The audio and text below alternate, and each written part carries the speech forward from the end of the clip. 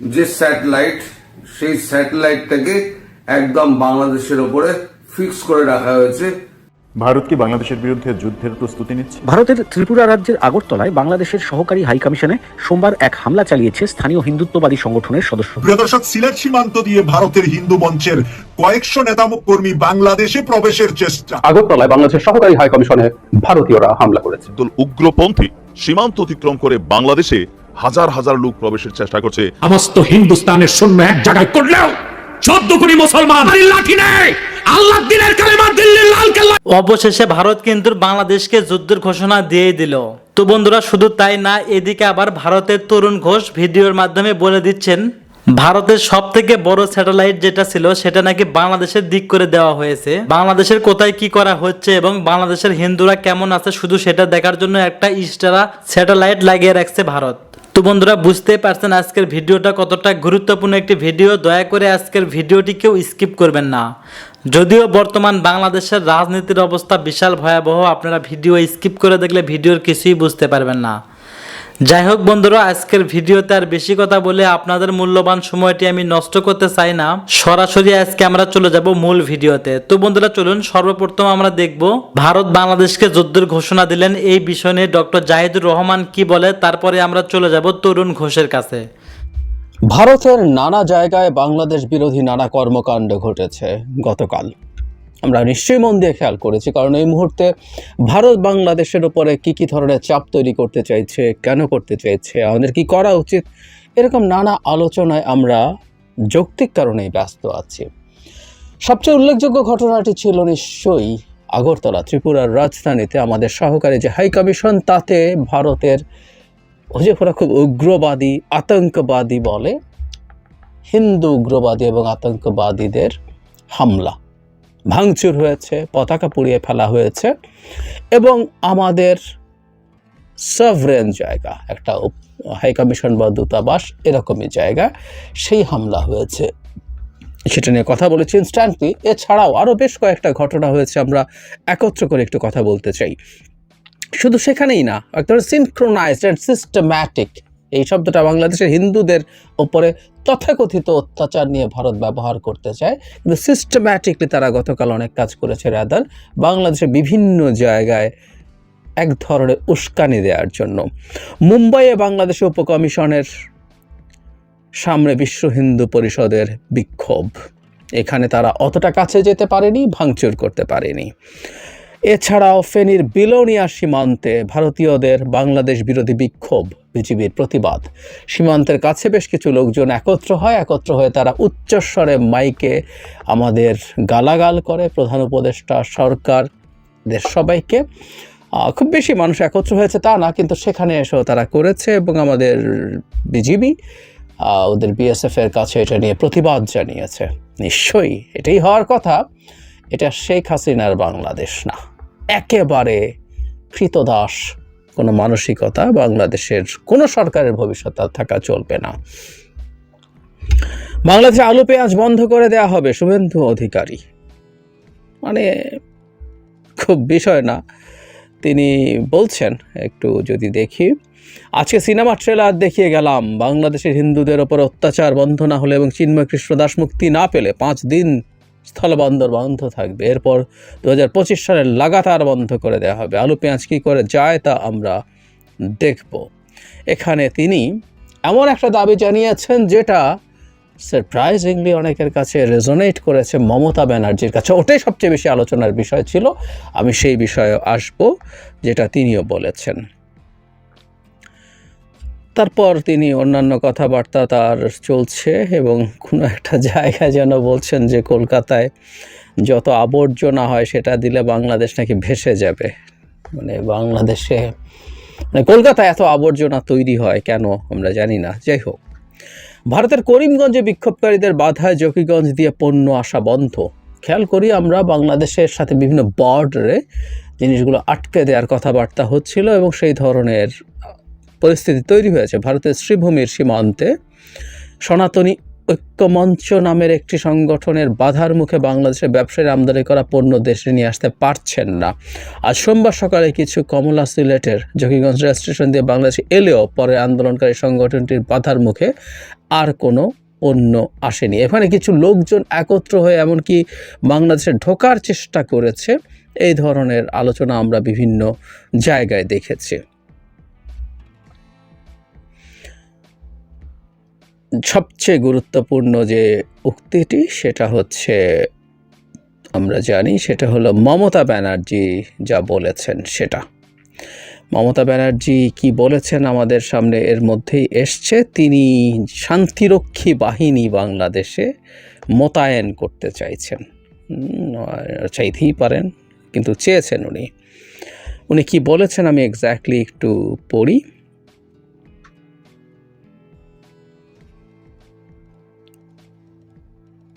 উনি ওনাদের পার্লামেন্টে রীতিমতো বিধানসভায় কথা বলেছেন। এখানে অনেক আলোচনা চলছে, সেটা হলো উনি কেন বলেছেন, কি বলেছেন এবং এটা কতটা প্রেডিক্টেবল, এই ধরনের কথাবার্তা বলছেন। কিন্তু আগে উনি কি বলেছেন সেটা একটু শুনতে চাই। পশ্চিমবঙ্গের মুখ্যমন্ত্রী মমতা বন্দ্যোপাধ্যায় বাংলাদেশের সংখ্যালঘুদের ওপর নির্যাতনের প্রসঙ্গে কড়া অবস্থান নিয়েছেন। সোমবার পশ্চিমবঙ্গ বিধানসভায় তিনি বলেছেন, আমাদের প্রস্তাব কেন্দ্র রাষ্ট্রপুঞ্জের কাছে বাংলাদেশের শান্তি সেনা পাঠানোর আর্জি জানাক। এ বিষয়ে একটি লিখিত প্রস্তাবও তিনি কেন্দ্র সরকারকে দেবেন বলে জানিয়েছেন। অনেক কথাবার্তা বলছেন। তিনি বলছেন, গত 10 দিন ধরে দেখছি কেন্দ্রীয় সরকার চুপ করে আছে, তার দল রোজ মিছিল করছে, সীমান্ত বন্ধ করে দেওয়ার হুমকি দিচ্ছে, বলেছে সে খাবার দেবে না। এটা আমাদের এখতিয়ারের মধ্যে পড়ে না। আমরা চাই প্রধানমন্ত্রী বা পররাষ্ট্রমন্ত্রী কথা বলুন, দুই দেশ কথা বলুক, কিছু না হলে কেন্দ্র ভারতীয়দের ফেরাক, আমরা খাবার জোগাতে পারবো। আরও কিছু কথাবার্তা বলেছেন। এটা ইম্পর্টেন্ট না, যেটা জরুরি কথা সেটা হলো তিনি বাংলাদেশে শান্তিরক্ষী বাহিনীর আওয়াজ তুলেছেন। এই ব্যাপারটা নিয়েই কথা বলবো বেশি। এর মধ্যে একটা জিনিস একটু যোগ করে রাখা দরকার, সেটা হলো বাংলাদেশ খুব কঠোর স্টেটমেন্ট দিয়েছে নিয়ে, আমাদের আগরতলায় যে ঘটনা ঘটেছে সেটা নিয়ে, এবং এটাকে পূর্ব পরিকল্পিত বলছেন। ইট ওয়াজ এ ভেরি টাফ স্টেটমেন্ট। আমি এই স্টেটমেন্টটাকে যথেষ্ট সঠিক বলে মনে করি এবং এটাকে পরিকল্পিত না বলার কোনো কারণ নেই। খুবই স্ট্রংলি কন্ডেম করেছেন এবং পূর্ব পরিকল্পিত বলা হয়েছে, কারণ কলকাতার ডেপুটি হাই কমিশনে ঘটনা ঘটার পরও আবার এখানে হলো এবং যথেষ্ট প্রস্তুতি ছিল না, পুলিশ অ্যাকশনে যায়নি, এই সব কথাবার্তা ওখানে বলা আছে। সুতরাং বাংলাদেশের যে অসাধারণ ব্যাপারটা আমরা দীর্ঘদিন থেকে দেখছিলাম সেই জিনিসটা আবারও দেখা গেল। এটা চমৎকার ব্যাপার। যাই হোক, আসি মমতা ব্যানার্জির কথায়। তিনি কেন বলেছেন বা ভারতের চারপাশে যা হচ্ছে এটার ভবিষ্যৎ আমরা কি দেখব সেটা নিয়ে কথা বলি। মানে মমতা ব্যানার্জি যখন এটা বলছেন, আমি বলছিলাম যে শুভেন্দু যিনি আছেন বিজেপির প্রেসিডেন্ট পশ্চিমবঙ্গের, শুভেন্দুও মমতার এই কথাটাকেই আবার উল্লেখ করছেন। তিনিও চান এখানে জাতিসংঘের শান্তিরক্ষী আসুক। মানে আমরা তাহলে বরং এটা বলাই ভালো যে ভারত এত বড় দেশ, এত পাওয়ারফুল, এত বড় সুপার পাওয়ার, সো তারাই বাংলাদেশের সৈন্য পাঠাক, তাদের সৈন্য এসে আমাদেরকে একটু সাইজ টাইজ করে দিয়ে যাক। মানে মোদির খাতির আছে, মোদি যে ধরনের সরকার প্রধান, সেই পুতিন তো ইউক্রেনের সৈন্য পাঠিয়েছে, তো ভারত একটু পাঠাক, আমরা একটু দেখি। জাতিসংঘ ডাকতে হবে কেন? আর জাতিসংঘ যদি ডাকতে হয়, রাদার ভারতে জাতিসংঘের সৈন্য মোতায়েন হওয়া দরকার। মণিপুরে কি অসভ্যতা, বর্বরতা হচ্ছে দিনের পর দিন, মাসের পর মাস, সেখানে জাতিসংঘের বাহিনী মোতায়েন হওয়া দরকার। কাশ্মীরে তো দশকের পর দশক ধরে চলছে, সেখানে বাহিনী মোতায়েন হওয়া দরকার। ইভেন উত্তরপ্রদেশে মুসলমানদের ওপরে যা হচ্ছে, আরও বহু জায়গায় অনেক বেশি হয়েছে উত্তরপ্রদেশে, সেখানে হওয়া দরকার। জাতিসংঘের বাহিনী যদি সত্যিকারে যেতে হয়, আমি দেখলাম ফেসবুকে কেউ আবার এটা নিয়ে ফান করে বলছেন, ওখানে সৈন্য যদি মোতায়েন হয়, যেহেতু আমরা জাতিসংঘে অনেক বেশি সৈন্য পাঠাই, আমরাও ওখানে একটু বেশি সৈন্য দিতে প্রস্তুত আছি।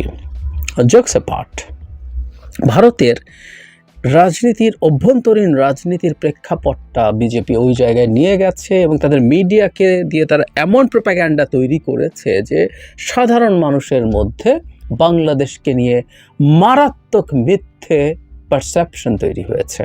এখানে হিন্দুরা টিকে থাকতে পারছে না, তাদের জীবন শেষ হয়ে গেছে, তাদের সম্পদের উপর হামলা হচ্ছে, মেয়েরা রেপড হচ্ছেন, নানা রকম ন্যারেটিভ ছড়িয়ে পড়েছে। ফলে যেটা ঘটে এটাই অনিবার্য ছিল হয়তো। গতকাল সকালে আমি যে ভিডিওটা দিয়েছি সেখানে আমি কথাটা খুব স্পষ্টভাবে বলেছি, এই ধরনের হিন্দুত্ববাদী আইডেন্টিটি পলিটিক্সকে যখন বিজেপি মারাত্মকভাবে ব্যবহার করতে শুরু করবে, অন্যান্য দলগুলোর জন্য তখন একটা প্রশ্ন তৈরি হবে, সামনে একটা অপশন নিতে হবে তাকে, যে আমি কি এর গায়ে মানে জোয়ারে গা ভাসাবো নাকি আমি অন্য কিছু করব।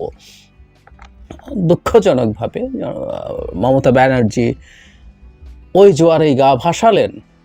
উনি যেহেতু পশ্চিমবঙ্গের শুভেন্দু মারাত্মক অ্যান্টি বাংলাদেশ রাজনীতি করছেন, উনি হয়তো হাওয়া বুঝতে পারছেন। মমতার কথা বলছি যে অবস্থান না নিলে তার রাজনীতি খুব টিকে থাকবে না, কিন্তু অত্যন্ত বিভৎস ভয়ঙ্কর একটা কথা বলেছেন।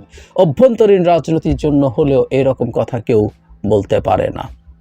রাইটলি আমাদের সবাই সব দিক থেকে কন্ডেম করেছে, এবং এসব ফালতু কথা যত বেশি বলা হবে, অনেকেই বলছেন, আমিও সঠিক মনে করি, এটা আমাদের মধ্যকার ঐক্য, আমাদের কিছু ঐক্যের মধ্যে চিড় দেখা যাচ্ছিল এবং চিড়টা ওয়াইডেন্ড হচ্ছিল, সেই জায়গায় এসে এটা আবার নতুন করে ভালো পর্যায়ে যাবে। আমাদের ইন্টিগ্রিটি, আমাদের সলিডারিটি এগুলো আরও বাড়বে, এটা অনেকেই বলছেন। কিন্তু একটা জিনিস সতর্কতা দরকার, ভারত তার সর্বোচ্চ চেষ্টা করে যাবে, উপায় নেই ভারতের, বিশেষ করে ভারতের ক্ষমতাসীন বিজেপি সরকার গত নির্বাচনে হিন্দুত্ববাদকে সিরিয়াসলি সামনে এনে রীতিমতো বাবরি মসজিদের জায়গায় রাম মন্দির তৈরি করে সে আধা খ্যাচড়াভাবে উদ্বোধন করে, আমাদের মনে আছে নিশ্চয়ই, তাদের সবচেয়ে বড় প্রিস্টরা আসেননি, কারণ এই অসমাপ্ত মন্দিরে দেবতার প্রাণ প্রতিষ্ঠা করা যায় না। তারপরও তারা করেছে নির্বাচনকে সামনে রেখে, এবং এক অর্থে ভরাডুবি হয়েছে নির্বাচনে, যদিও তারা ক্ষমতায় আছে। কিন্তু ভবিষ্যতেও তার রাজনীতি এটাই করতে হবে, কারণ এই রাজনীতি কাজ করছে না বলে বিজেপির পক্ষে আর ওয়েলফেয়ার বেসড রাজনীতি করা সম্ভব না। কারণ বিজেপি 10 বছর ক্ষমতায় আছে, আরও সেটা আগাচ্ছে। সে ওয়েলফেয়ারের কথা বলতে গেলে জনগণ প্রশ্ন করবে, বিরোধীরা বলে, তুমি তো 10 বছর ক্ষমতা আছো, তুমি কি করেছো? ফলে বিজেপিকে তার এই হিন্দুত্ববাদী রাজনীতিকে আরও সুর চড়াতে হবে। তার অভ্যন্তরীণ রাজনীতির জন্য লোকসভা নির্বাচন দূরে আছে, কিন্তু বহু জায়গায় বিধানসভা নির্বাচন হচ্ছে। পশ্চিমবঙ্গে সেটা 26 সালে মার্চ এপ্রিলে হবে, খুব বেশি দূরে না। এরকম বিভিন্ন সময় বিভিন্ন দিকে চলতে থাকবে। ফলে হিন্দুদের রক্ষাকর্তা হিসেবে বিজেপি সামনে আসতে চেয়েছে। একটা কথা আমাদের মনে রাখা দরকার, এই টর্চার যত হবে, হিন্দুরা অত্যাচারিত হচ্ছে, হিন্দুরা বিপদগ্রস্ত আছে, সেটা হলেই তার রক্ষাকর্তা হওয়ার প্রশ্ন আসে। সুতরাং মানুষের হিন্দুরা অত্যাচারিত বিপদগ্রস্ত হোক না হোক, তারা ডিসইনফরমেশন দিয়ে সেটা করবে এবং কিছু ঘটনা ঘটিয়ে সেটা অ্যাস্টাবলিশ করার চেষ্টা করবে। সুতরাং সামনে এই বয়ানটা আসবে, এভাবে চাপ তৈরি করার মাধ্যমে তার ডোমেস্টিক পলিটিক্স তো ভালো হবেই। সে ডক্টর ইউনূস সরকারের উপরে চাপ তৈরি করে যদি তার পতন ঘটিয়ে দিতে পারে, তাহলে তার পরাজিত হয়েছেন যার হাতে, সেই সরকারের পতন তাকে শান্তি দেবে। শেখ হাসিনা ফিরে আসছে না, অন্য কেউ, অন্য কিছু হলো, সেটাও তাকে প্রাথমিক একটা তৃপ্তি দেবে, তার একটা সাফল্য হিসাবে দেখা দেবে। আর সেটাও যদি না হয়, চাপের ফলে ডক্টর ইউনূস কাবু হয়ে যাবেন। এটা করে তারা বাংলাদেশের কাছ থেকে আরও কিছু লেভারেজ নিতে চাইবেন। আমরা খেয়াল করছি সরকার দুদিন আগেই সম্ভবত দেখেছি যে তাদের ফাইবার অপটিক কেবলের ট্রানজিট বাংলাদেশের উপর দিয়ে কেবলটা নিয়ে যেতে চেয়েছিল, বাংলাদেশ ডিনাই করেছে। সুতরাং চাপ দিয়ে যদি দুর্বল করে ফেলা যায়, তাহলে ডক্টর ইউনূস কমপ্লাই করবেন, অনেক কিছুতে রাজি হবেন, এটা ভাবছেন হয়তো তারা।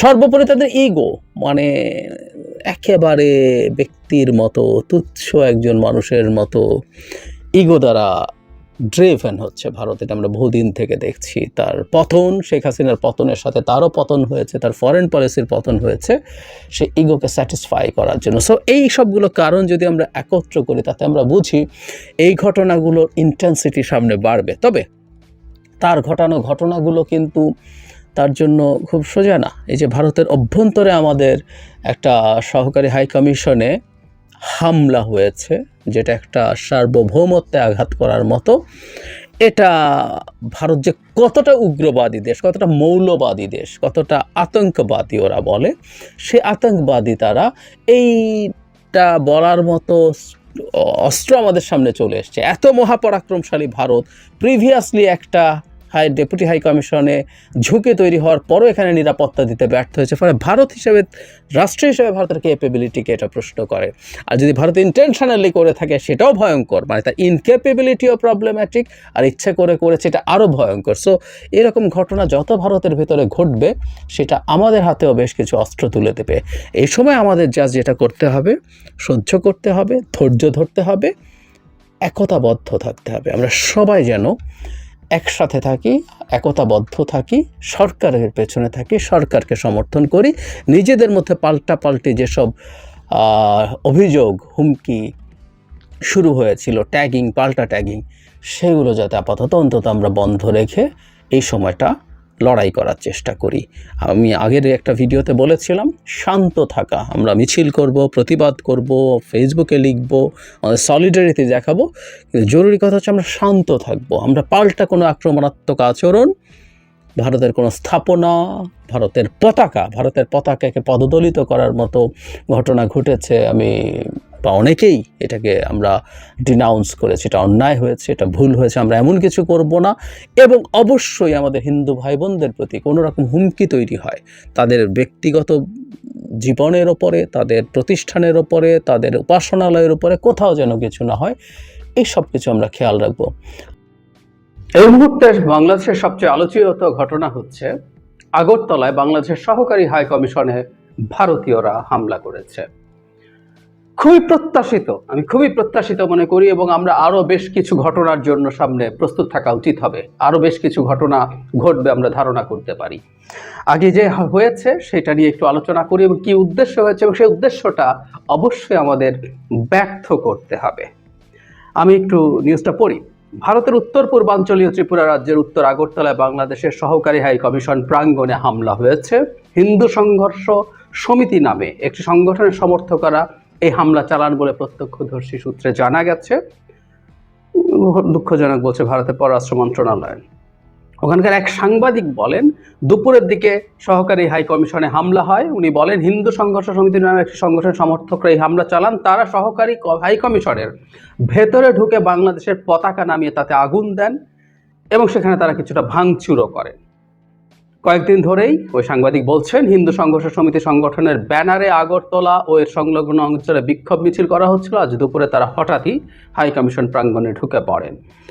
সূত্র জানায় এখানেও বিক্ষোভ হয়েছে। এখন বলা হচ্ছে পরিস্থিতি নিয়ন্ত্রণে রয়েছে। আমরা মনে রাখবো যে কলকাতার ডেপুটি হাই কমিশনকে কেন্দ্র করে একই ধরনের ঘটনার চেষ্টা হয়েছিল, কিন্তু সেইটা তুলনামূলকভাবে, মানে হাই কমিশন পর্যন্ত ঢোকা যায়নি, তুলনামূলকভাবে সেটা সহজে কন্ট্রোল করা গিয়েছিল। যদিও সেখানে বাংলাদেশের পতাকা এবং ডক্টর ইউনূসের কুশপুতুল দাহ করা হয়েছিল, বাংলাদেশ এটার প্রতিবাদও করেছিল।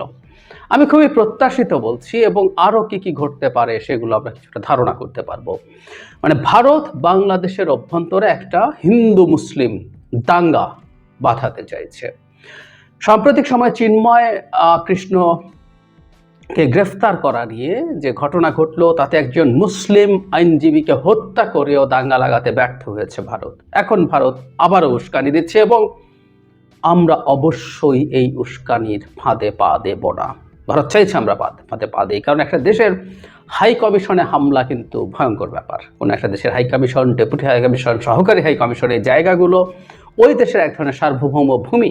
সেখানে হামলা মানে ওই রাষ্ট্রের ওপরে হামলা, মানে বাংলাদেশের ওপরে হামলা করা হয়েছে। ব্যাপারটা এইরকম। আমাদের কিছুদিন আগে মনে থাকার কথা, ইরানি কনসুলেটে সিরিয়াতে ইসরায়েল বিমান হামলা চালিয়ে IRGC, তাদের ইসলামিক রিভলিউশনারি যে গার্ড কর্পস আছে, তার কয়েকজন শীর্ষস্থানীয় জেনারেলকে হত্যা করেছিল। ওর মানে হচ্ছে ওর মাটিতে হামলা করার মতো, যেটা জন্য ইরান রিটালিয়েট করেছিল। সুতরাং এটা আসলে আক্ষরিক অর্থেই সেই রাষ্ট্রের ওপরে হামলা।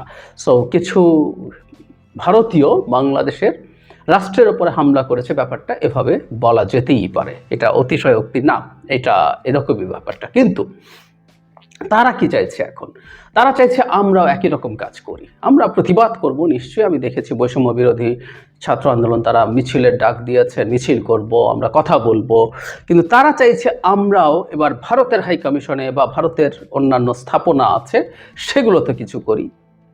নিদেন পক্ষে ভারতকে না পারলেও, যেহেতু বাংলাদেশের কেউ কেউ বাংলাদেশের হিন্দু সম্প্রদায়কে ভারতের সাথে পুরোপুরি অন্ধভাবে ট্যাগ করে দেন, ফলে হিন্দুর ওপরে কোনো আক্রমণ হোক এই ধরনের এক্সপেকটেশন ভারতের জায়গা থেকে আছে।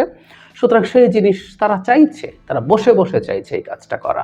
সুতরাং এটাও যদি আমরা এবার হতে না দিই, তাহলে ভবিষ্যতে কীভাবে আমরা ধারণা করতে পারি আবারও একই ধরনের হামলার চেষ্টা হবে বাংলাদেশে যেসব স্থাপনা আছে ভারতে, বিশেষ করে এই ধরনের হাই কমিশন জাতীয় জায়গাগুলোতে। খেয়াল করব আমরা, এটা হতে দেয়া হয়েছে। এই রিপোর্টে আমি পড়লাম যে গত 2-3 দিন থেকে তারা মিছিল করছিল, কিন্তু এই নিরাপত্তা ব্যবস্থা নেওয়া হয়নি। নট অনলি দ্যাট, বাংলাদেশের ডেপুটি হাই কমিশন কলকাতায় ঘটনার পর বাংলাদেশের প্রত্যেকটা এই ধরনের স্থাপনায় অনেক আগেই অনেক কঠোর নিরাপত্তা নেওয়া দরকার ছিল, ব্যবস্থা করা দরকার ছিল, কিন্তু হয়নি। সুতরাং ভারত সরকার চেয়েছে, এটা বলা যেতেই পারে যে এটা হোক, এটা হলে এটার প্রতিক্রিয়া যাতে আমাদের হয়। অনেক কিছু হতে পারে। অনেক বাংলাদেশি এখনও ভারতে মাঝে মাঝে যান, যদিও ভিসা একেবারে শূন্যের কোঠায়। যারা গেছেন, যে সংখ্যক গেছেন, যাদের আগের ভিসা ছিল, অনেক না হলেও কিছু যারা গেছেন, তারা হামলার শিকার হতে পারেন। বিশেষ করে যারা মুসলিম বাংলাদেশি আছেন তারা সেখানে হামলার শিকার হতে পারেন, যাতে আমরাও এখানে হিন্দু সম্প্রদায়ের উপরে হামলা শুরু করি। এবং কিছু কিছু মানুষ আছে যারা ভারতের প্রতি রীতিমতো যুদ্ধ ঘোষণা করার জন্য বসে আছেন। আমি একেবারেই একমত, আমাকে ভুল বুঝবেন না প্লিজ। ভারত যেরকম শত্রুতা আমাদের সাথে দেখাচ্ছে, এটা আনপ্রেসিডেন্টেড, কিন্তু এটা প্রত্যাশিত। শেখ হাসিনার পতনের পর ভারত এমন কিছু করবে, এটা খুব অবাক হওয়ার আসলে কিছু নেই। কিন্তু যে ঘটনাটা জরুরি সেটা হচ্ছে আমরা এটাকে কেন্দ্র করে ভারতের সাথে আসলে কতটুকু এসকালেট করব আমাদের পরিস্থিতিকে, আমরা সেটা করব কিনা, করলে আমরা কি অর্জন করব, কিভাবে অর্জন করব, বা আমাদের এই ক্ষেত্রে করণীয় কি, এগুলো নিয়ে নানা দ্বিমত আছে। কিন্তু আমরা একেবারে ভারতের সাথে শত্রুতা বোধ তৈরি করা এবং যে ঝুঁকিটা সব সময় থাকে ভারত বিরোধিতা করতে গিয়ে সেটা বাংলাদেশে হিন্দু বিরোধিতায় পরিণত করার চেষ্টা কেউ করতে পারে, এই চেষ্টাটা সবচেয়ে ডিজাস্ট্রাস। আমি বহুদিন বলেছি, বহুবার বলেছি, বহুবার বলছি, আমি মনে করি আমাদের এই ক্রান্তি লগ্নে হিন্দু সম্প্রদায়ের মানুষের আরেকটু প্রোঅ্যাক্টিভ রোল করা, আরেকটু অ্যাক্টিভ রোল করা দরকার, রোল প্লে করা দরকার, যে তারা ভারত অন্তত যেভাবে ন্যারেটিভ তৈরি করছে এরকম খারাপ না, তারা করছে না, কিন্তু তারপরও তারা এই রাষ্ট্রের নাগরিক, তাদের এই সব অধিকার নিয়ে তারা এই রাষ্ট্রে থাকবেন, তাদের ন্যূনতম নিরাপত্তাহীনতা যাতে এই রাষ্ট্রে না ঘটে আমরা সেটা চাইব। কিন্তু এটা করতে পারলে কারো কারো পারপাস সার্ভড হয়, বাইরে সার্ভড হয়, দেশের ভেতরে সার্ভড হয়। নট অনলি শেখ হাসিনার সমর্থক, শেখ হাসিনা বিরোধীদেরও কারো সুবিধা হয়। কারণ বাংলাদেশে একটা ভলেটাইল পরিস্থিতি যদি হয়, তাহলে এখানে মাছ শিকার, পানি ঘোলা করে দিলে মাছ শিকার করার সুযোগ আছে। ক্ষমতার যে এক্সিস্টিং বিন্যাস আছে সেটাকে ভেঙে পুনর্বিন্যাসের চেষ্টা, নানান কিছু হতে পারে।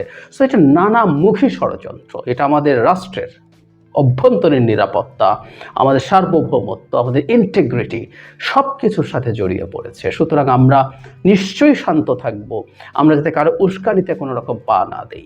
ভারত বাংলাদেশের, কেউ বলছেনও যে এই ধরনের প্রতিষ্ঠানে স্থাপনায় হামলা মানে হচ্ছে বাংলাদেশের উপর হামলা করা, ট্রু। সেটার জন্য আমরা এখন পাল্টা কিছু যাতে না করি যেটা আসলে পরিস্থিতিকে আরও ঘোলাটে করে দেয়। মনে রাখতে হবে এই ঘোলাটে পরিস্থিতিটাই ভারত চাইছে, এই ঘোলাটে পরিস্থিতিতে আওয়ামী লীগ চাইছে, এবং এই ঘোলাটে পরিস্থিতিটাই কিছু মানুষ চাইছে যারা বাংলাদেশে, তাদের কিছু ভেস্টেড ইন্টারেস্ট আছে, তাদের এক ধরনের পরিকল্পনা আছে বাংলাদেশের সরকার ব্যবস্থা, বাংলাদেশ রাষ্ট্রের দখল করা নিয়ে। সবার এই ধরনের ইন্টারেস্ট যেহেতু আছে, আমরা সতর্ক থাকবো। সোফার আমরা ভারতের এই ধরনের উস্কানির বিরুদ্ধে শান্ত থেকে দুর্দান্ত প্রতিবাদ করেছি। মানে এখানে প্রধান প্রতিবাদ হলো শান্ত থাকা।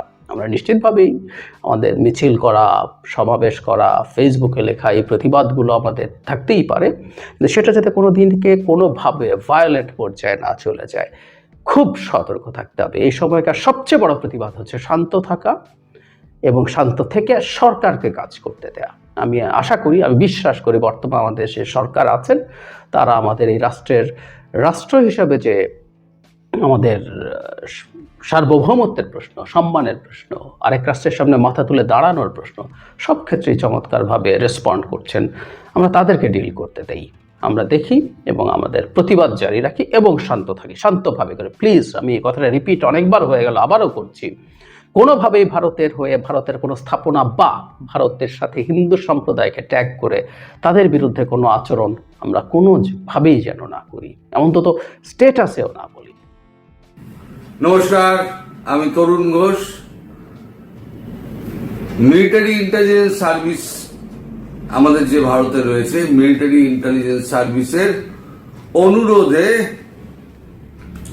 আমাদের যে স্যাটেলাইট আছে, এক্স-রে পোলারিমিটার স্যাটেলাইট এক্সপ্লোস্যাট, এটা হচ্ছে মহাজাগতিক এক্স রেগুলারিটি মেরুকরণ তদন্ত করতে 50টি উজ্জ্বল পরীক্ষিত মহাকাশীয় বস্তু পরীক্ষা করার জন্য চালু করা হয়েছে 2024-এ।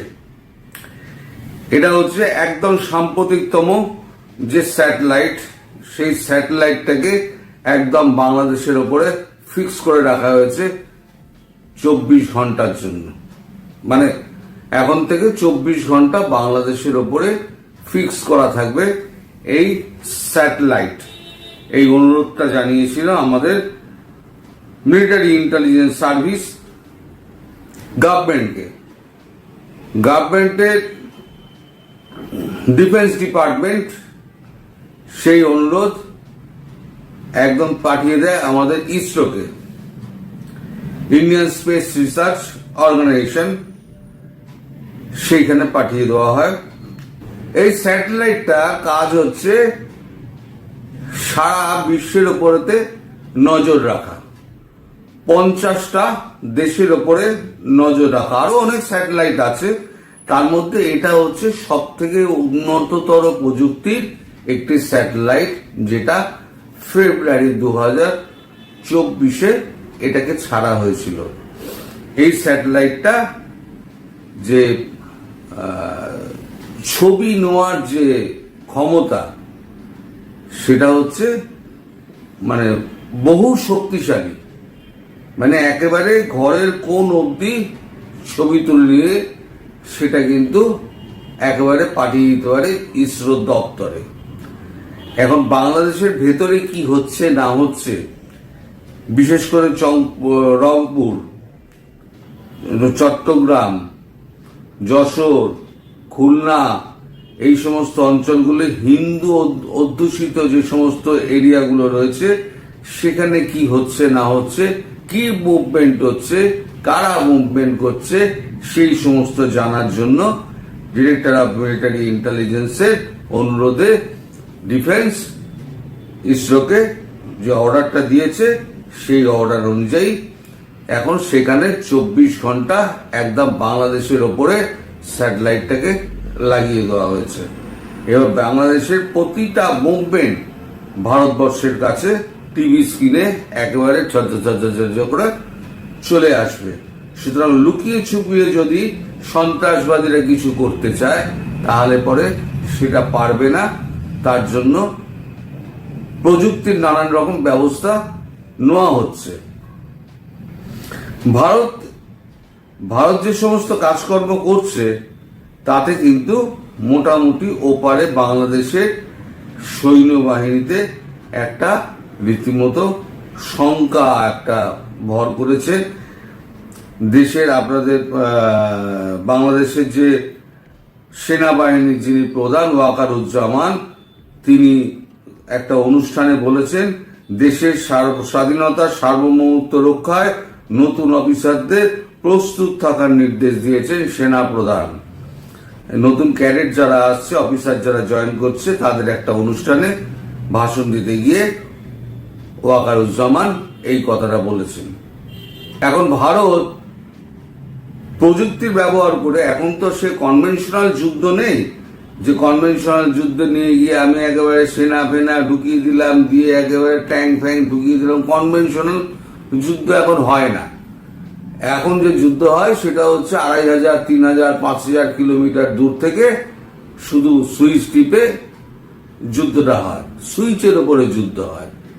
তো স্যাটেলাইট এবং নিচে যে মানে অপারেশন রুম থাকে সেখান থেকে যুদ্ধটা হয় মেনলি।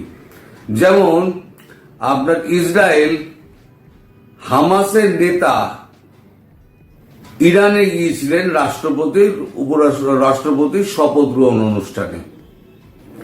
সে হামাসের নেতা তিনি কোন ঘরে কোন বাড়িতে তিনি সুরক্ষিত অবস্থায় ছিলেন অতিথি হয়ে, রাষ্ট্রীয় অতিথি হয়ে, ইসরায়েল কিন্তু একদম জানতে পেরে সোজা ড্রোন মেরে তাকে পুরো শেষ করে দিল। মানে এখন লুকিয়ে থাকার জায়গা নেই। ভারতের হাতেও কিন্তু এরকম অত্যাধুনিক প্রযুক্তির সমস্ত ড্রোন রয়েছে। এই ড্রোনগুলো এখন ভারত এগুলো ব্যবহার করে। এই ড্রোনগুলো সমস্ত মানে বিস্ফোরক নিয়ে একেবারে অ্যাটাক করে দেয় যে সমস্ত লক্ষ্য বস্তু, সেই সমস্ত লক্ষ্য বস্তুর ওপরে দেয়। এগুলো কিন্তু মানে 20 বিলিয়ন, 30 বিলিয়ন, 40 বিলিয়ন করে এক একটা ড্রোনের মানে মানে দাম। এটা কার্যক্ষমতা হচ্ছে যতক্ষণ ড্রোনটা মানে উড়বে, এটা অন্তহীন ভাবে উঠতে থাকে। ধরুন ড্রোনটা ছাড়লাম, হ্যাঁ, এই ড্রোনটা কিন্তু অন্তহীন ভাবে ঘুরবে। এটা আপনার ঠিক লক্ষ্যবস্তু যখন মানে অপারেশনের আগে লক্ষ্যবস্তু স্থির করে ড্রোনকে নির্দেশ দেওয়া হবে, ড্রোন সেইখানে গিয়ে দাঁড়াম করে মেরে দেবে। সুতরাং এখন আর সেই সৈন্যবাহিনী গিয়ে ঢুকে সেই ক্যাপচার করে ওই সমস্ত কিন্তু এখন খুব একটা হয় না, খুব পরে হয়। যেমন ইসরায়েল যেমন হামাসের বিরুদ্ধে করলো, আগে অপারেশনটা করলো, দিয়ে তারপরেতে গ্রাউন্ড ফোর্স ঢোকাতে লেগে গেল।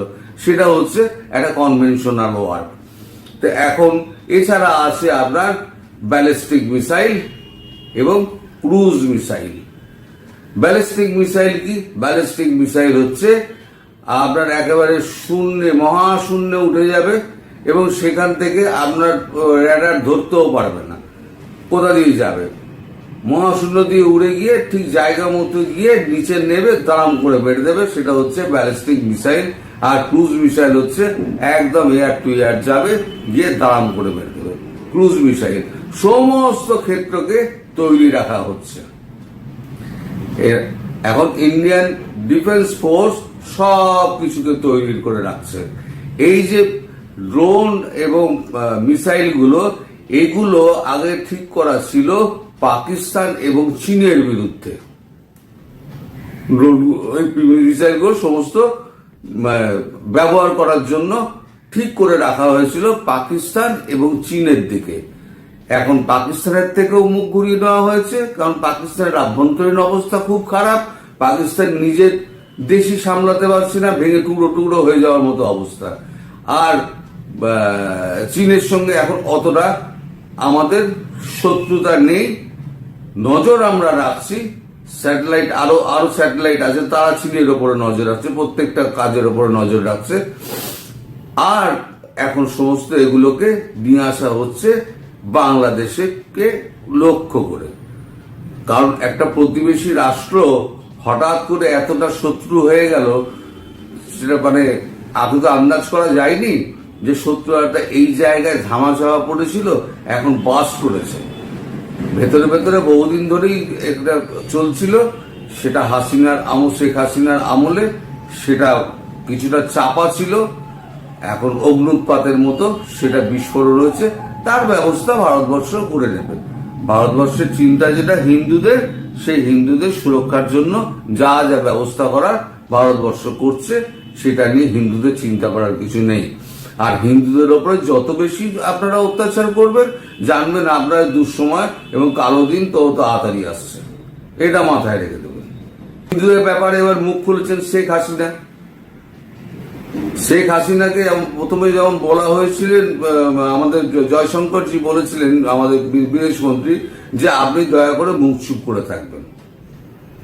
যখন হিন্ডন এয়ারবেসে যখন গেছিলেন তার সঙ্গে দেখা করতে, গভীর রাতে ডক্টর এস জয়শঙ্কর এবং অজিত দোভাল এনএসএ দুজনে গেছিলেন। সেই সময়তে তাকে বলা হয়েছিল আপনি দয়া করে মুখ চুপ করে রাখবেন। এখন তাকে খোলা ছুট দিয়ে দেওয়া হয়েছে, আপনি যা ইচ্ছা করুন। তিনি কি করেছেন, তিনি কালকে একটা ভাষণ দিয়েছেন, সেটা হচ্ছে আমরা আমেরিকার যে সমস্ত রয়েছে, আমি খবরটা পড়ছি, এই খবরটা করেছে ইন্ডিয়া টুডে। খবরটা শেখ হাসিনা মোহাম্মদ ইউনূসকে বাংলাদেশের গণহত্যার মাস্টার মাইন্ড বলেছেন।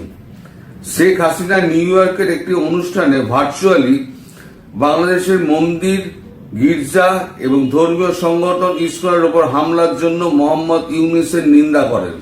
ক্ষমতাচ্যুত বাংলাদেশের প্রধানমন্ত্রী শেখ হাসিনা দেশের অস্থিরতার নতুন তরঙ্গের মধ্যে অন্তর্বর্তী সরকারের নেতৃত্বে থাকা মোহাম্মদ ইউনূসকে গণহত্যা এবং সংখ্যালঘুদের টার্গেট করার জন্য অভিযুক্ত করেছেন।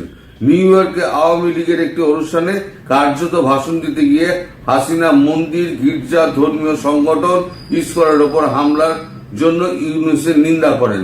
দেশের সংখ্যালঘুদের ওপর কথিত নৃশংসতার জন্য উল্লেখ করে হাসিনা বলেন, আর শিক্ষক, পুলিশ সবাই হামলা চালিয়ে হত্যা করছে। হিন্দু, বৌদ্ধ, খ্রিস্টান টার্গেট করা হচ্ছে। গির্জা, বেশ কয়েকটি মন্দিরে হামলা করা হয়েছে। কেন সংখ্যালঘুদের ওপর এখন বাংলাদেশে টার্গেট করা হচ্ছে? এখন এই ব্যাপারটা হচ্ছে যে বাংলাদেশিদের ওপর যারা এগুলো করছে তাদের কিন্তু মানে অবস্থা খুব খারাপ হবে। আমি যেটা জানতে পারছি সেটা হচ্ছে ক্রমশ বাংলাদেশ এক ঘরে হচ্ছে, আর হিন্দুদের ওপরে যে অকথ্য অত্যাচার নেমে আসছে সেটা কিন্তু এখন সারা বিশ্ব জেনে গেছে।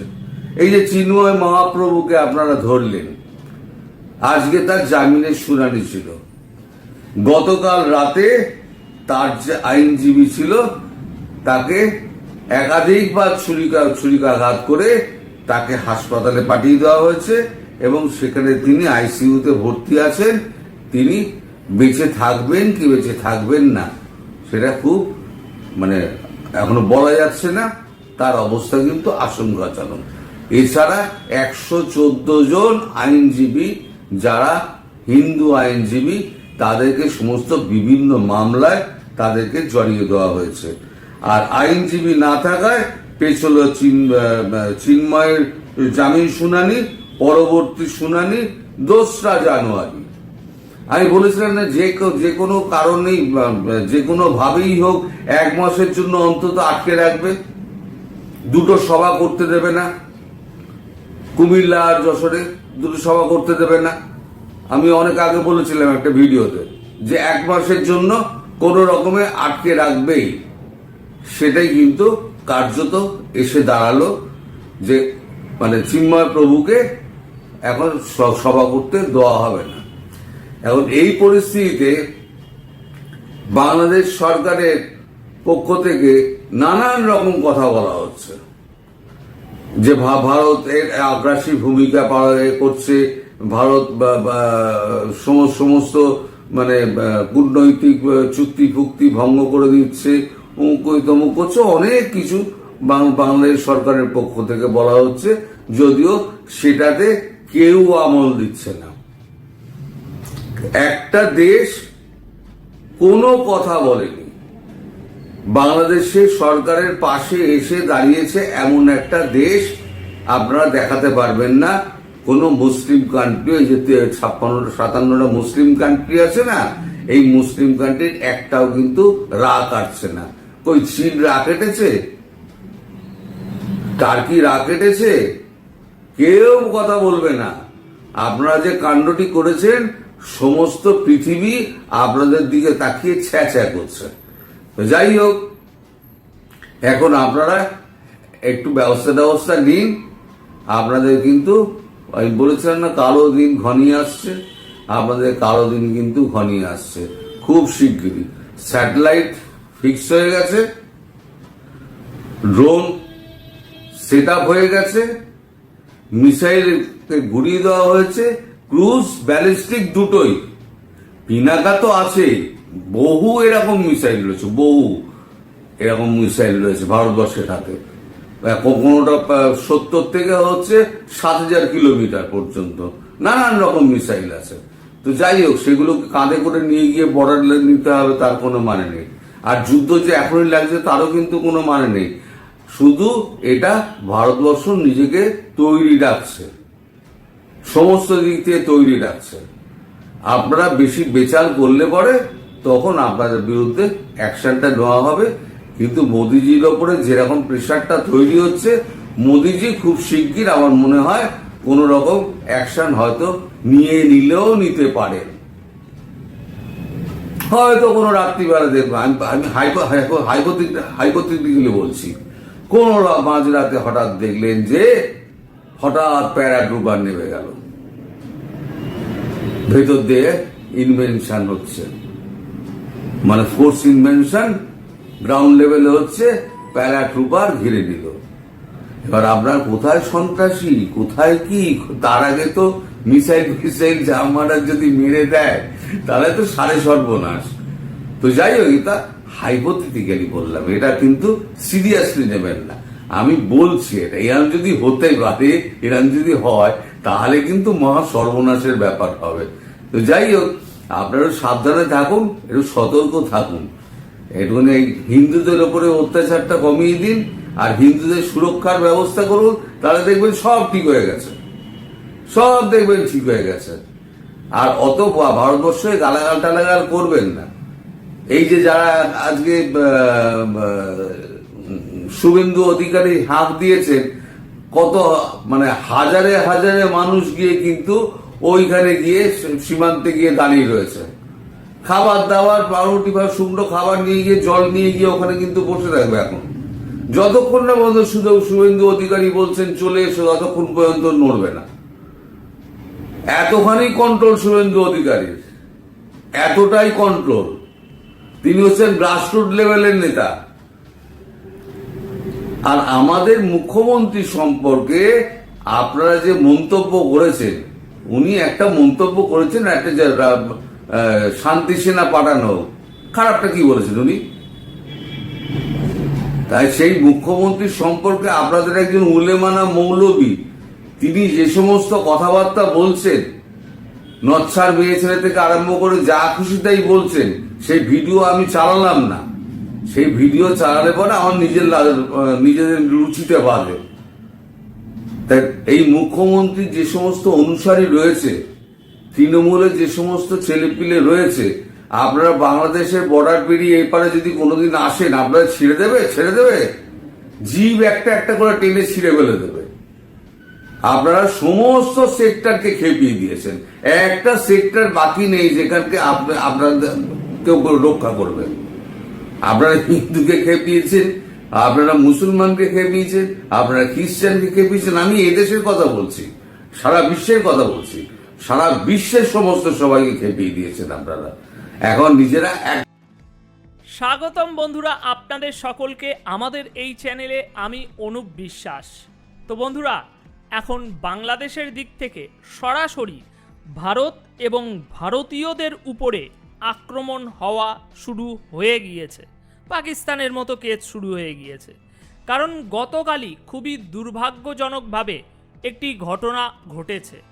এখানে আপনারা দেখতেই পাচ্ছেন, আমাদের উত্তর পূর্বাঞ্চলীয় রাজ্য ত্রিপুরা থেকে একটি বাস, যা ভারত থেকে বাংলাদেশ পর্যন্ত চলতো, সেই বাসটির উপরে বাংলাদেশের ভিতরে আক্রমণ করা হয়েছে।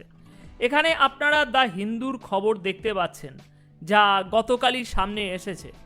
আর ত্রিপুরার পরিবহন মন্ত্রী এই তথ্যটি প্রকাশ করেছেন। বন্ধুরা, এই বাসটি মূলত ত্রিপুরার আগরতলা থেকে শুরু হয়ে বাংলাদেশের ঢাকা হয়ে কলকাতা পর্যন্ত যেত।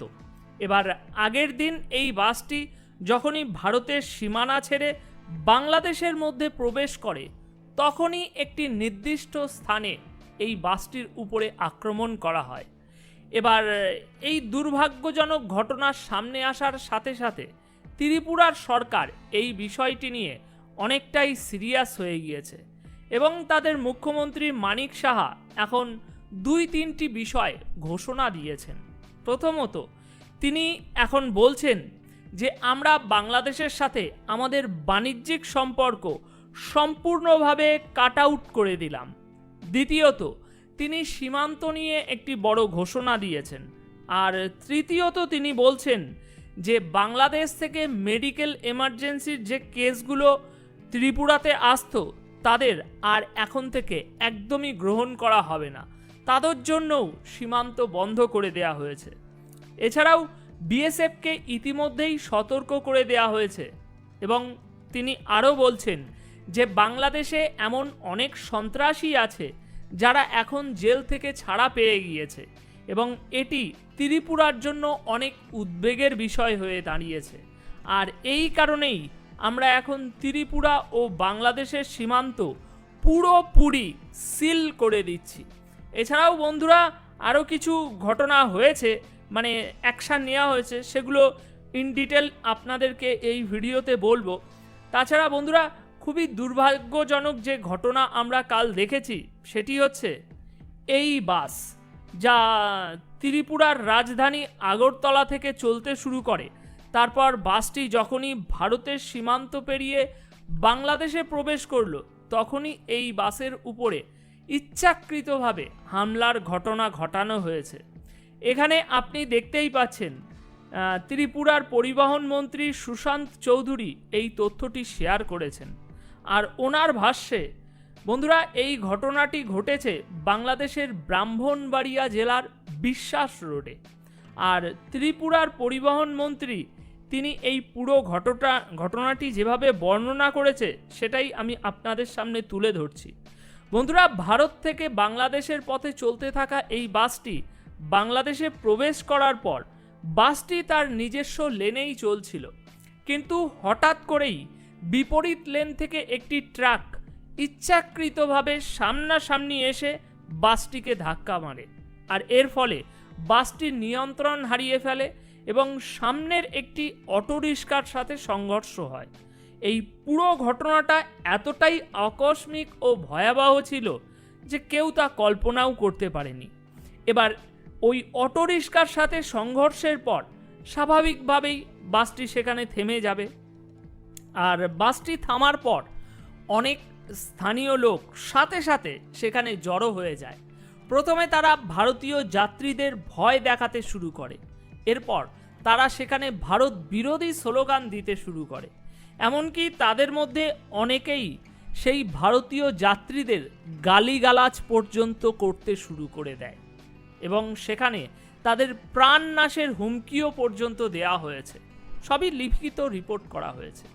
এখন বড় প্রশ্ন হলো এই ঘটনার পর ত্রিপুরা সরকারের প্রতিক্রিয়া কী ছিল। বন্ধুরা প্রথমেই উল্লেখ করতে হয় যে ত্রিপুরার বেসরকারি হাসপাতালগুলো এখন সরাসরি তাদের সিদ্ধান্ত জানিয়ে দিয়েছে। বাংলাদেশের রোগীদের জন্য তাদের দরজা বন্ধ হয়ে গেল। এই যে এক নজরে দেখুন, আগরতলার একটি মাল্টি স্পেশালিটি প্রাইভেট হাসপাতাল এখন ঘোষণা করেছে যে এখন থেকে কোনো প্রকার বাংলাদেশি নাগরিকের চিকিৎসা এবার থেকে ভারতে হবে না। আর হাসপাতালের chief operating officer Gautam Hazarika তিনি এই খবরটি নিশ্চিত করেছেন। তিনি আরও বলছেন যে এমনকি কোনো মেডিকেল এমার্জেন্সি হলেও আমরা সেটি গ্রহণ করব না। আমরা বাংলাদেশি নাগরিকদের চিকিৎসা স্থগিত রাখার দাবিকে পুরোপুরি সমর্থন জানাচ্ছি, মানে তাদের বাদে আর যে হসপিটালগুলো করছে সেই দাবিকেও। এছাড়াও তিনি বলছেন যে সীমান্তে নাম লিখিয়ে যারা এই হাসপাতাল চিকিৎসার জন্য আসতেন সেই সুযোগটিও আমরা এখন থেকে বন্ধ করে দিলাম। এবার যদি আমরা একটু সরকারি লেভেলের কথা বলি, এই ঘটনা ঘটার পর কি হয়েছে রিয়াকশন, তাহলে ত্রিপুরার মুখ্যমন্ত্রী মানিক সাহা তিনি প্রথমেই বলেছেন যে আমাদের উপর এখন অনেক চাপ পড়ছে। কাদের চাপ? জনগণের চাপ, যে বাংলাদেশের সাথে আমাদের কোনো বন্ধুত্বপূর্ণ সম্পর্ক রাখা উচিত নয়, দরকার নেই, এমনটাই জনগণ বলছে। তিনি আরও বলেন যে আমি বিএসএফ এবং রাজ্যের সীমান্ত পুলিশকে জানিয়ে দিয়েছি যে আন্তর্জাতিক সীমান্ত বরাবর আরও বেশি সতর্ক থাকতে, যাতে কোনো ধরনের ভুল উপাদান ভারতের ভিতরে প্রবেশ না করতে পারে। এছাড়াও বন্ধুরা এই ঘটনা ঘটার পর বাংলাদেশের জন্য সবথেকে বড় যে ধাক্কাটি এসেছে তা হলো বাংলাদেশের পাশেই থাকা ভারতের দুটি রাজ্য আসাম এবং ত্রিপুরা, সেখানে Indo Bangladesh chamber of commerce and industry তারা এখন সম্পূর্ণভাবে ভারত ও বাংলাদেশের মধ্যে বাণিজ্য বয়কট করার ঘোষণা দিয়েছে। মানে যে বয়কটের খেলাটা এতদিন বাংলাদেশের কিছু জনগণ খেলছিল ভারত বয়কট, সেটা এখন এবার ভারতীয়রা খেলতে শুরু করেছে। এছাড়াও ত্রিপুরা গভর্নমেন্টের পক্ষ থেকে বাংলাদেশকে চূড়ান্ত একটি সতর্ক বার্তা দেওয়া হয়েছে। কি সেই সতর্ক বার্তা? বন্ধুরা, বিদ্যুৎ। যদি আপনারা আমাদের দিক থেকে বিদ্যুৎ সরবরাহ পেতে চান তাহলে তৎক্ষণাৎ 135 কোটি টাকা পরিশোধ করতে হবে। এই আলটিমেটাম দেয়া হয়েছে বাংলাদেশকে। এখন যদি বাংলাদেশের পক্ষ থেকে এই টাকা এক্ষুনি পরিশোধ না করা হয় তাহলে ত্রিপুরা থেকে বিদ্যুৎ সংযোগ কেটে দেওয়া শুরু হয়ে যাবে। এছাড়াও পশ্চিমবঙ্গের মুখ্যমন্ত্রী মমতা বন্দ্যোপাধ্যায় কেন্দ্র সরকারকে অনুরোধ করেছে যে দয়া করে বাংলাদেশের নিরাপত্তা পরিস্থিতি উন্নত করার জন্য কেন্দ্রীয় সরকার যেন জাতিসংঘের কাছে যায় এবং অনুরোধ করে যে জাতিসংঘের শান্তিরক্ষা বাহিনী যেন দ্রুত বাংলাদেশের মাটিতে সেনা মোতায়েন করে। বন্ধুরা, মূলত ত্রিপুরা এবং বাংলাদেশের মধ্যে বিদ্যুতের ব্যাপারটাই ফিরে আসছি আবার। ত্রিপুরা ও বাংলাদেশের মধ্যে যে বিদ্যুৎ বাণিজ্যের চুক্তি হয়েছিল, এই নির্দিষ্ট চুক্তির অধীনে এখন জানা গেছে যে বাংলাদেশ ত্রিপুরা সরকারের কাছে 135 কোটি টাকা বকেয়া ঋণ রেখেছে, যা এখনও পরিশোধ করা হয়নি। আর এই কারণে এখন ত্রিপুরা সরকার বলছে যে আমাদের পেন্ডিং বকেয়া টাকা এখনই পরিশোধ করুন, অন্যথায় আমরা এখন থেকে বিদ্যুৎ সংযোগ কাটতে শুরু করে দেব। এছাড়াও বন্ধুরা, আপনাদের জানিয়ে রাখি, এখন ত্রিপুরাতে যে বাংলাদেশ বিরোধী যে পরিমাণ বিরোধী মনোভাব তৈরি হয়েছে তা এখন আর থামছে না। এই যে এখানে দেখুন, বাংলাদেশের সহকারী হাই কমিশনের অফিস যা আগরতলাতে অবস্থিত, তার সামনে একটি বড় বিরোধ হয়েছে। প্রচুর সংখ্যক প্রতিবাদকারী সেখানে জড়ো হয়েছিল এবং ভীষণ পরিমাণ একটি বিরোধ দেখিয়েছে তারা। এছাড়াও আগেই যেমনটা আপনাদেরকে বললাম যে এখন বাংলাদেশের সাথে বাণিজ্যিক বয়কট করা শুরু হয়ে গিয়েছে ভারতের দিক থেকে। তো ওই যে বাণিজ্য বয়কট যে ইন্ডাস্ট্রিটা করছে, তো ওই Indo Bangladesh chamber of commerce and ইন্ডাস্ট্রির এই পুরো দাবিটা, তারা যে দাবি করছে, এই পুরো দাবিটা এখন অনেক বেশি সমর্থন পাচ্ছে। আসামের উত্তর শ্রীভূমির এমএলএ মিস্টার কমল আকসা তিনি ব্যবসায়ীদের সাথে নিজের দৃঢ় সমর্থন প্রকাশ করেছেন। তিনি জেলার ডিস্ট্রিক্ট কমিশনারকেও চিঠি লিখে জানিয়েছেন যে ব্যবসায়ীরা বাণিজ্য বন্ধ করে দিয়েছে, তাই আমরা সরকারকে অনুরোধ করছি যে তারা যেন বাংলাদেশে সমস্ত রপ্তানি এবং আমদানি কার্যক্রম যেটা চলছে সেটা সম্পূর্ণভাবে শাটডাউন করে দেয়। অর্থাৎ এখন আমরা স্পষ্টভাবে দেখতে পাচ্ছি যে ভারতের উত্তর পূর্বাঞ্চলীয় রাজ্যগুলো এখন বাংলাদেশকে বয়কট করার প্রক্রিয়ায় লেগে পড়েছে সবে। এখন এই ধারা কতদূর এগিয়ে যাবে বলা মুশকিল।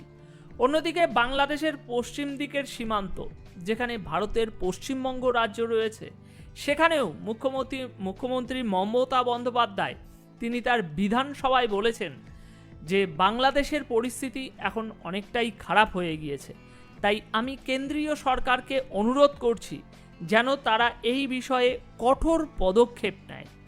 সুতরাং আমরা স্পষ্ট দেখতে পাচ্ছি যে এক একটি রাজ্য করে ধীরে ধীরে এবার ভারতের প্রত্যেকটি রাজ্য থেকে আওয়াজ উঠতে শুরু করেছে। মানে সবে তো এই বাংলাদেশের আশপাশের রাজ্যগুলো থেকে আওয়াজ উঠছে, এবার এই আওয়াজটা পুরো দেশে ছড়িয়ে পড়ছে ধীরে ধীরে। এখন মহারাষ্ট্র থেকে গুজরাট, রাজস্থান সমস্ত দিকেই আওয়াজ ওঠেনি, তবে সেই সব জায়গায় এত সময়ে খবর পৌঁছে গিয়েছে যে বাংলাদেশের পরিস্থিতি এরকম এবং ভারত বাংলাদেশের সীমান্ত রিলেশন এরকম টাইপের হয়েছে। সুতরাং এই যে আওয়াজ পৌঁছিয়েছে এবং এই রাজ্যগুলো থেকে বয়কট শুরু হয়েছে, এই বয়কটের যে ঢেউ, এই যে একটা বন্ধুত্ব সম্পর্ক থেকে শত্রুতাতে পরিণত হওয়া, এটা পুরোপুরি সারা ভারতবর্ষের প্রত্যেকটি মানুষের মধ্যে ছড়িয়ে পড়ে যাবে। যেমনটা পাকিস্তানের ক্ষেত্রে হয়েছে, তেমনটাই বাংলাদেশের সাথে রিলেশন তৈরি হওয়ার দিকেই এগোচ্ছে জিনিসটা, যেমনটা ইতিমধ্যে পাকিস্তানের সাথে আছে, মানে পুরোপুরি সম্পর্ক কাট অফ করে দেওয়া। এখন এতে বাংলাদেশের যেমন ব্যাপক পরিমাণ ক্ষতি হবে, হ্যাঁ তেমনই ভারতেরও অনেক কিছু ক্ষতি হবে। কিন্তু বন্ধুরা, এখানে দেখার বিষয় হলো এই ক্ষতিটা কে কতটা সামাল দিতে পারে।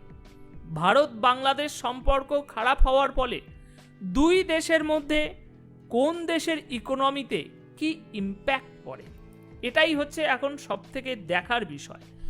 দুই দেশের রিলেশন ভালো থাকলে দুই দেশের মানুষ, দুই দেশের সরকারের ভালো কিছু হবে, সেটা আমরা জানি। দুই দেশের রিলেশন খারাপ হলে দুই দেশেই খারাপ হবে, কিন্তু এই খারাপটা কে কতটা বয়ে নিয়ে যেতে পারে বা কার দেশের ইকোনমিতে কত বড় ইম্প্যাক্ট পড়ে, আর সেই ইম্প্যাক্ট তো দুটো দেশেই পড়বে, কিন্তু সেই ইম্প্যাক্টটা কে কতটা রিকভার করতে পারে, সহ্য করতে পারে, এটাই হচ্ছে আসল খেলা।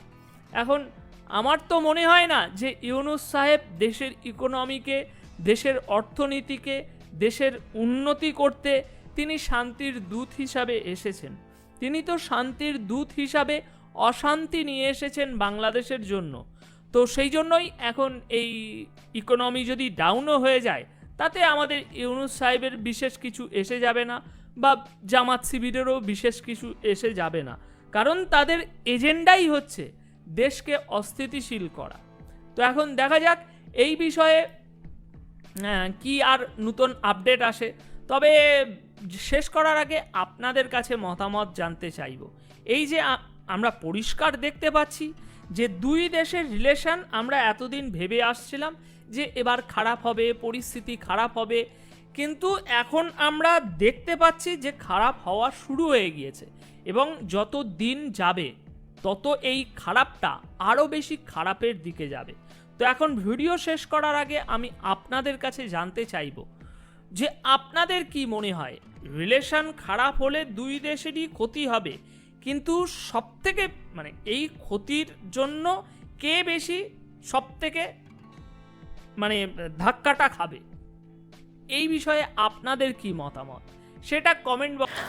ধন্যবাদ প্রিয় দর্শকবৃন্দ, আমাদের ফুল ভিডিওটি দেখার জন্য আপনাকে জানাই অসংখ্য অসংখ্য ধন্যবাদ। তো বন্ধুরা, এতক্ষণ আপনারা শুনলেন ডক্টর জাহিদুর রহমান, তরুণ ঘোষ সহ আরও কয়েকজনের বক্তব্য। আজকের বক্তব্যগুলো শুনে আপনাদের মনের মাঝে যদি কোনো প্রশ্ন থেকে থাকে অবশ্যই কমেন্ট করবেন। আমরা পরবর্তী ভিডিওর মাধ্যমে আপনাদের কমেন্টটি তুলে ধরে কমেন্টে রিপ্লাই দেওয়ার চেষ্টা করব। যাই হোক বন্ধুরা, এমন নিত্য নতুন আপডেট খবর সবার আগে পেতে চাইলে অবশ্যই আমাদের এই পিচ্চি সাকিব ইউটিউব চ্যানেলটি সাবস্ক্রাইব করে অবশ্যই বেল আইকন বাটনটি বাজিয়ে দিতে হবে, তাহলে আমাদের সর্বপ্রথম ভিডিওটি আপনাদের কাছে চলে যাবে। ধন্যবাদ।